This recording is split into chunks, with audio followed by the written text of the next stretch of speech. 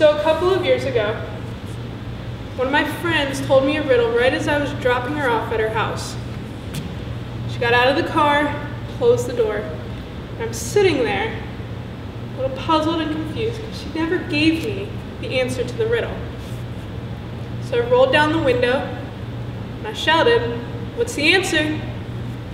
She turned around and laughed, and she goes, "I forgot to tell you, 17% of Stanford graduates figured it out, but 80% of kindergartners knew it."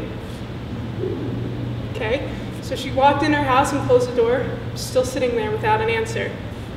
A couple weeks later, she finally told it to me, which was a relief, but before I tell you the riddle, if anyone knows it, don't say anything, let them figure it out, all right? So, what is stronger than God? More evil than the devil? Poor people have it. Rich people don't want it, and if you eat it, you'll die. All right? I'm going to give it to you one more time so everyone has the full riddle. All right? What is stronger than God? More evil than the devil? Poor people have it. Rich people don't want it, and if you eat it, you'll die. It's a parable. Parable literally means a riddle. It leaves the listener with the responsibility of figuring out just what they mean. Now, Jesus told more than 40 parables during his ministry. And of course, he only explained one of them to his disciples, which left the disciples with a lot to figure out. And here we are, some 2,000 years later, still trying to figure out what Jesus must have meant when he told the story of the wedding feast, or the Good Samaritan, or the dishonest steward. So the question now is, how do we figure out what Jesus meant when he told his parables? It's like a child who recognizes herself in the mirror for the first time. When we see ourselves in the story, we finally understand what he meant. We finally recognize ourselves in these stories. And that's when we figure out that we are the young, snotty son who ran away with his father's money. Or we're the Levite who passed by the beaten man on his way to Jericho. Or you might even be the wise man who built his house on the rock. And I'm the fool who comes knocking at your door at midnight because I built mine on the sand. Once we see ourselves in the story takes on a whole new meaning. And that's when we understand what Jesus meant. Now, back to the parable of the mustard seed. The kingdom of heaven is like a mustard seed, which a man took and planted in his field. Though it is the smallest of your seeds, yet when it grows, it is the largest garden plant and becomes a tree. So the birds of the air come and nest in its branches. There are days where I feel so small on this earth because I think about the universe and how big and expansive it is and how we really don't know all that's out there. Or I think about Earth and the billions of people that live on it and how I'm just one of them and how my choices aren't going to make that big of a difference or make any change. But it's on those days that I have to remind myself that when God is involved, something small can become something great. The mustard seed was an expression during Jesus' time. of something small, of little significance. But like the mustard seed, it grew. And we are not an exception to this principle.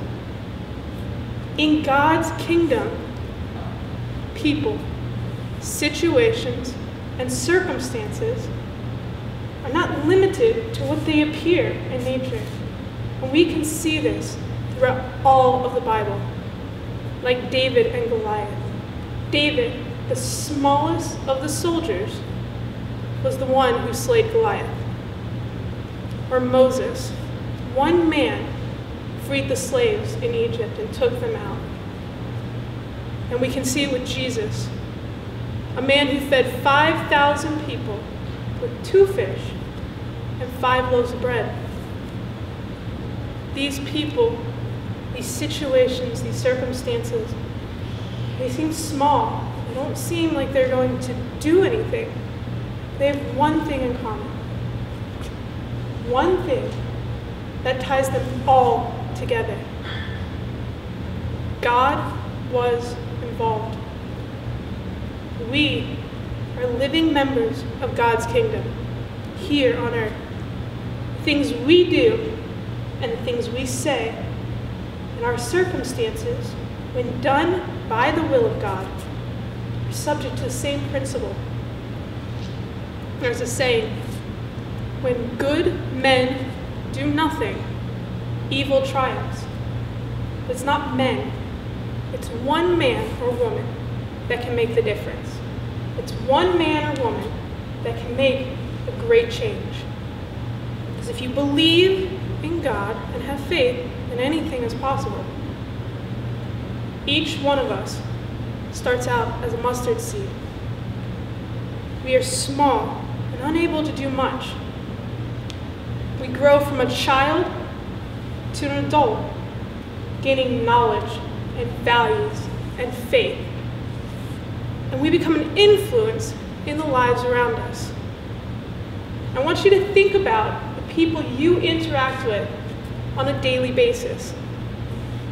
Your family, your friends, your co-workers, your church members, even strangers. They are the people you influence.